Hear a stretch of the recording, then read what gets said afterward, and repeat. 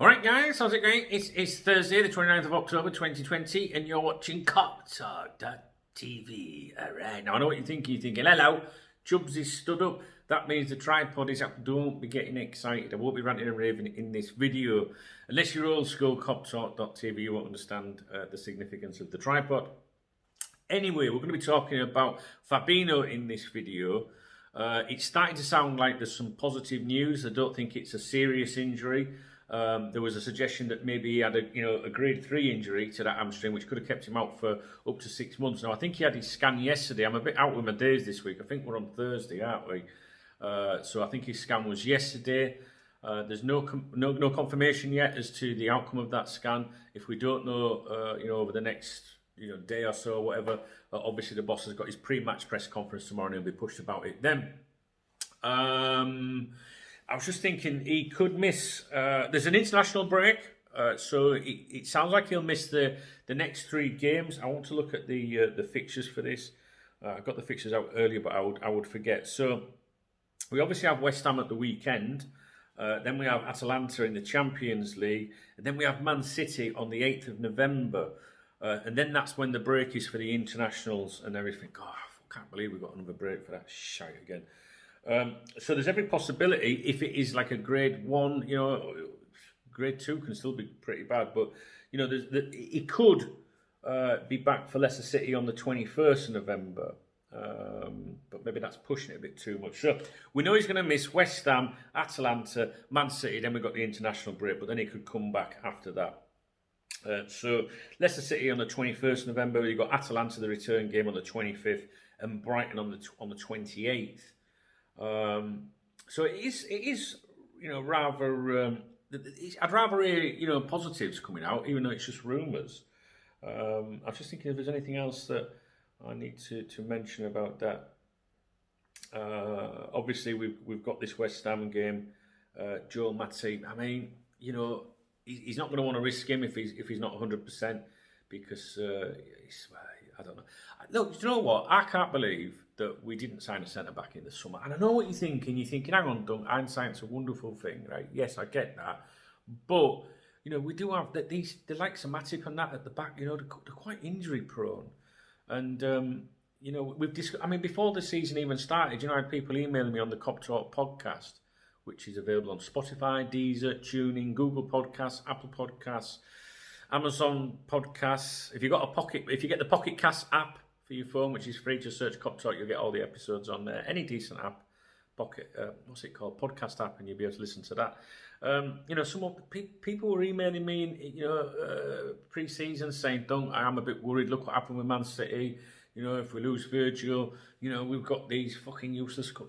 We've got these injury-prone players at the back." So I would like to have seen someone brought in, but that's done. Obviously, we were looking at the January window. I've made videos about that and discussed this on the podcast. The players that have been linked with us or who we are interested in. Obviously, there's Upamecano. I think he's going to be the one that we're going to go for. I really do think that. However, his lower release clause doesn't kick in until June 1st, which is £37 million, I think. Good price, great player. I can see that the club, as Rafa would say, would be more interested in him because over Ben White, because I don't think Ben White's that fantastic in the air, his aerial ability. However, there's some other names that have been thrown into the equation. There's a defender at Lille. And who's the other one? Let me just see if I can get this for you without you waiting too long. On the KopTalk members website yesterday, we were discussing this. Let me see if I can find this for you. I do apologise. I've had a little prick today. Injection. I've been for a flu jab today, so yeah. I've got another YouTube video channel. Go and have a look. Another YouTube channel, youtube.com/Duncan Alderman. You can, if you're bored, you can always go and have a look.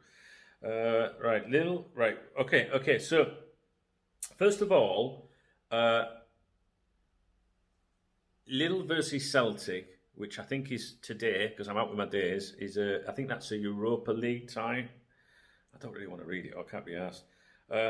I'm led to believe that senior Liverpool scouts will be at that fixture, and it is today. A couple of names have been thrown in there as to who that could be. One of them is Sven Botman, I think that is. Worth considering. There is another one as well. But this lad's name's come up a bit. I don't know if you know much about him. A Croatian professional footballer.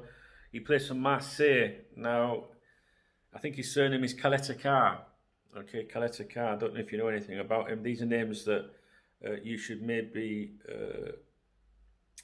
consider. Some people think that he would be good. I've seen his name mentioned a bit last few days. I'm not so sure about that one personally. But we do know that Liverpool scouts are going to be at this game today.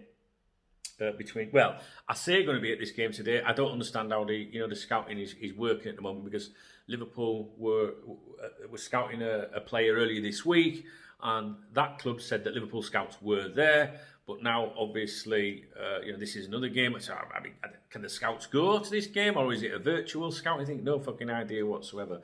But we're being linked with a lot of centre-backs. If you follow KopTalk.com, the news page, on the main site, or if you listen to the podcast, you're probably aware of the potentials.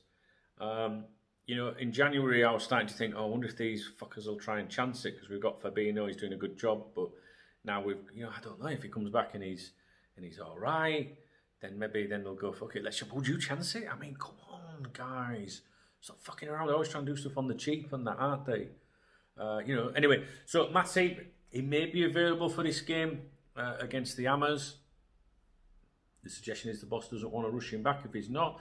We've seen people step in there and do all right. We've got the younger options, less experience, of course, and even Jordan Henderson could play there. So I don't know about you. It's a bit worrying. I don't know if I've said this in my videos. I'm sure I have. I know I say it in the podcast all the time, but I'm not enjoying the football at the moment, guys.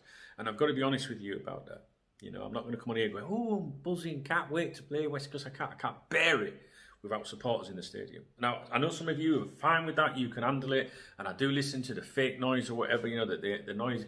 But it's just it's like the guy that does the noise, that's got his finger on the buttons and that. It's like he's fucking given up on it as well, because you'll see the ball go in the goal, fire into the goal, and it's like, yeah. And it's like, and it's like, well, just turn it up, make it louder or something, for fuck's sake. Can't stand it. And VAR is stressing me out. Not enjoying it, guys.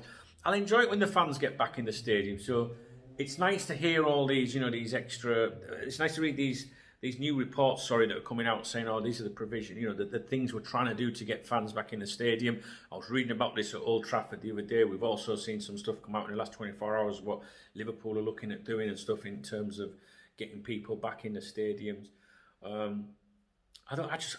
never thought, I was going to say I never thought that I would not enjoy football, but from in the past, when I've spoken to you about pre-season friendlies, I always say, guys, I don't like them because I like the atmosphere. I like the crunching tackles. I like to see the fans, at the front trying to get over the board. I like all that. And I do think that the fans influence the decisions. You might get a player that's taken out, with a bad, I remember a famous incident at Anfield many years ago. Razor Ruddock was playing, and I can't remember who it was, but some young Liverpool player got really fucking took out real bad. It was down near the Kop, near the corner flag, somewhere down in that area. And this seasoned, experienced professional took out this youngster, Liverpool youngster, and fucking maybe it wasn't youngster. It was certainly someone a bit weaker than Razor Ruddock, if that makes sense. So it was either a kid or a very small player, Michael Owen, but I think it was a kid. And this bastard took him out, and everyone's out in their fucking seat. Go ahead, yeah, fucking, you know what I mean? Going mental and that.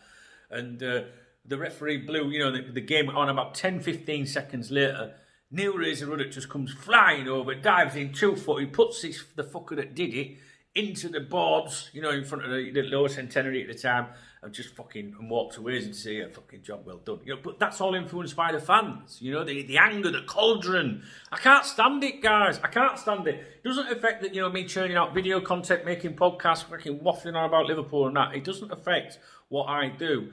But I'm not. I haven't. Oh, it does if I don't watch the games. But you notice I haven't been making videos going, all right, guys, Liverpool just beat it too. You know what I mean? I'm not doing that because I'm not watching them. I'm watching the highlights. I just can't stand it. I can't stand it. It's fucking null and void as far as I'm concerned. I hate it. How do you guys enjoy it with no sound? I don't get it.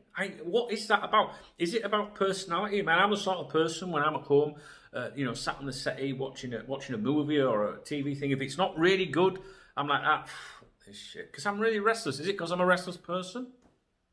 I don't know.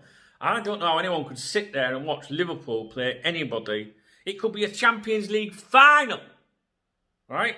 And if I can hear them talking to each other, I don't want to fucking hear that. So yeah, you can listen to it with just the normal audio of the stadium, which is fucking shit. Although someone on the members' website today said they like it because they can hear the instructions from the bench. I don't like it. And then you've got the artificial noise, which is better than nothing. But fuck's sake, man, turn it up at something. Get someone in there that knows which buttons to fucking press. I've seen penalties given and boos given went in front of like the home fucking fans. It's like, no. Can't be doing that. Anyway, I'm waffling. I hope you're all right. I hope you're staying safe with this COVID shit, and I hope you're not on your ass financially. It's fucking terrible, terrible year. Absolutely awful. I haven't seen my family and my kids, my grandson, since December last year, so it's really getting to me. I've got to be honest with you. I know I'm not going to see them this year. It's really difficult. Look, Fabinho, let's hope that it is good news. It is only rumours, so don't blame me tomorrow if it comes out and goes, oh, I'm sorry, he's out for fucking months. Don't blame me. I get enough shit as it is online.